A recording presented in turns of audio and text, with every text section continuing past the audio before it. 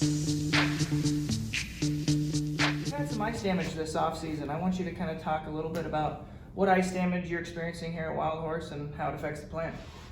All right, yeah, we have had quite a bit of ice damage, and that stems from this winter weather we had. We didn't have any moisture until right around just after Christmas. Kind of a wet, sloppy snow that somewhat melted, but somewhat didn't, and then it kind of formed little ice patches in. Then after that, we got some more mix of a rainy, sleety, junky mess. And that kind of iced up too, which wouldn't have been too big of a problem. But then in January, we had another big storm that dumped about 8 to 12 inches of snow on top of that. And so with that, it slowly started to melt, but what was underneath was kind of already packed down. And so we started to develop ice in a lot of places, especially where the snow had somewhat melted and run into the low, flattish areas.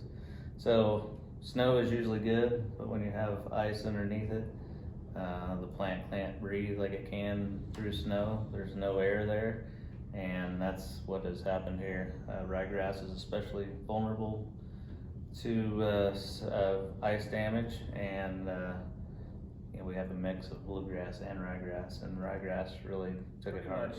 Confined to the fairways. The greens come out good. They're looking good so far. Obviously, we don't have much green because it's still been pretty cold, but I think for the most part they're going to be in good shape. Surrounds also not too bad. We're maybe seeing a little bit of ice damage on a few of those spots off the surrounds, but not very much. Most of the damage has occurred in the flattish, low areas of the fairways, and trafficked areas seem to take it especially hard because we have more ryegrass in those kind of areas. So as we're standing here, this is just a little bit of a rise here, and obviously there wasn't much water standing here. As you can see, the lower areas where it starts to run down there is where we've incurred the damage. If you looking up here, this is going to be pretty good.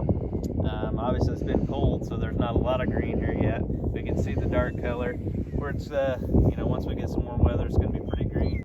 And you can see this doesn't look as good as that, but this will probably come in maybe a little bit thin.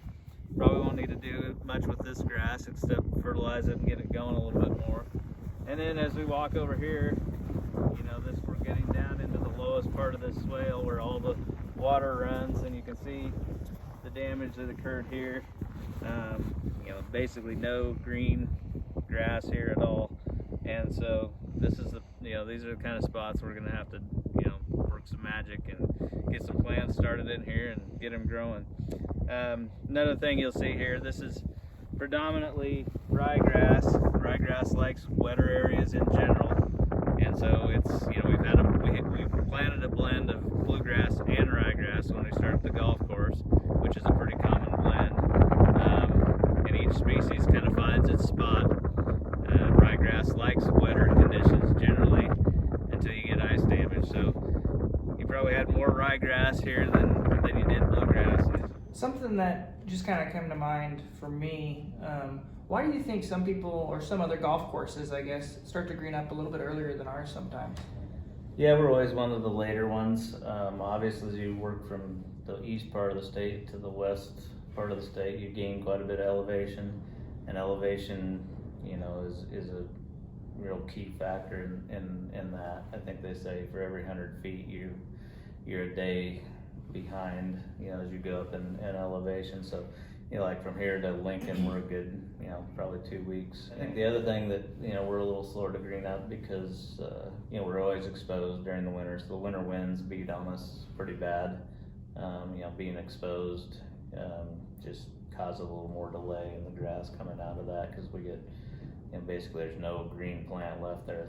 We got a sprout from the crown, so it takes a little longer to get going. If you've been out here in the early spring, you'll see, like 12 green and 15 green, which are behind the plum thickets, how much greener they are than the rest of the course. It's like by a mile. So there's a couple of things. It's the elevation and, just the exposure. How do you expect to repair the damage this spring? So we've got a plan in place. We've got our seed and fertilizer ready to roll. Starting probably April 10th or so, depending on the weather, we will start. We have we'll probably break the damage down into certain types of damage, and there's some that's nearly a complete kill. In that case, we'll aerate those areas, drop some seed in there, and then also come back and split seed a couple different directions. So if a lot of seed there, multiple seedings. So we try to get a stand established as quickly as possible. In other areas, you're going to see where it's kind of patchy, where there's some grass that survived and some didn't. In those places, we'll probably just split seed a couple directions, trying to bolster that population, and just get more plants in the ground. And then it's just going to take some warm weather. We'll fertilize pretty aggressively, so as soon as we do get good weather, that grass should grow pretty hard. It'll be a lot different than you normally see out here. Probably raise the height of the mowers a little bit. We're just going to try and grow grass as much as we can for the first month or two. So it'll be a slow process. April's slow just because of the weather. May also. So it's going to be kind of like, oh, nothing's really happening. And then, you get towards the middle of May, you really can start making some strides and, start to gain a good stand of grass then. One other thing, Josh, before I talk a little bit about our plan on the golf side of things, how does this affect your aerification schedule? Probably not going to affect it very much. We'll probably do the same aerification schedule as we have.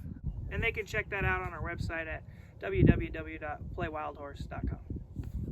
So Tony, how do you plan to work around our aerification schedule and our seeding schedule, and how are you going to plan golf to work around what we've got going on the golf course? Yeah, for sure. So starting actually April 1st, if you're watching this, maybe April 1st, maybe a couple days after, but we're planning on just opening up right away.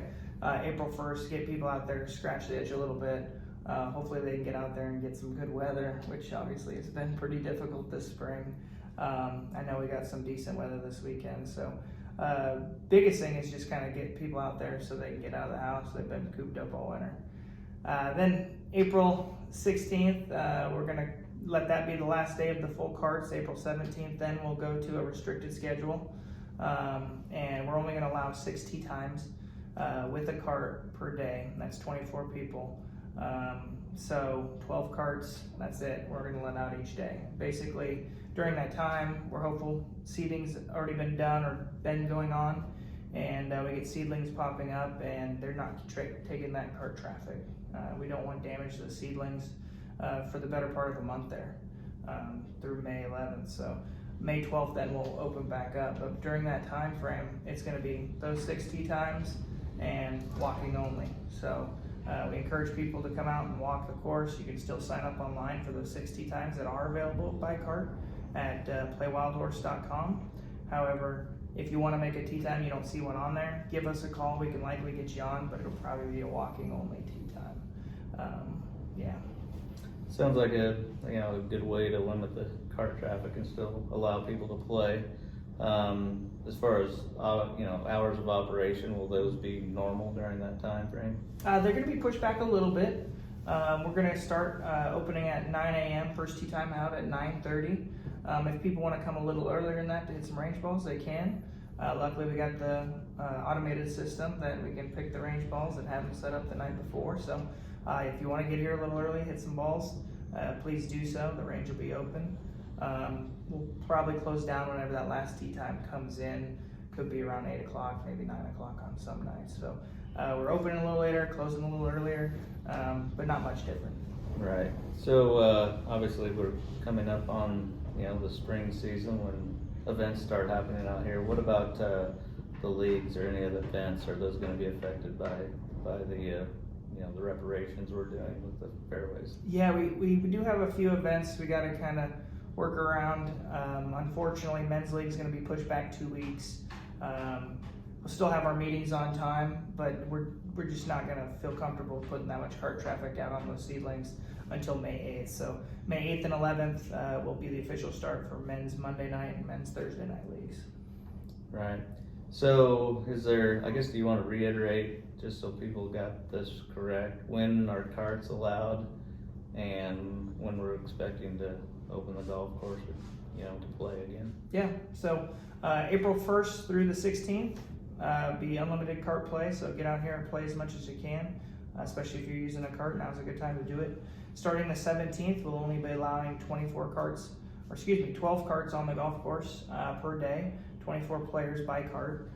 We will ask people to pair up even if they're not in the same group, just to make sure we're limiting that cart traffic.